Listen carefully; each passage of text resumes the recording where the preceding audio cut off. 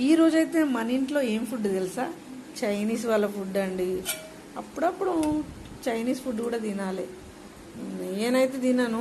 ఇక మా బంగారు కొండలు ఉన్నారుగా ఇద్దరు, వాళ్ళ కోసం అప్పుడప్పుడు ఇలాగా ఫుడ్ పెట్టాలన్నట్టు. తప్పదు కదా మనకు.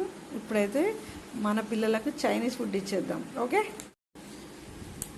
పిల్లలకైతే ఈరోజు నూడిల్స్ కావాలన్నారు కదండి. వాళ్ళకైతే నూడిల్స్ పెట్టిన. వాళ్ళకి చాలా ఇష్టమైన ఫుడ్ అది. నాకు చాలా ఇష్టమైన ఫుడ్ బార్లీ అన్నట్టు.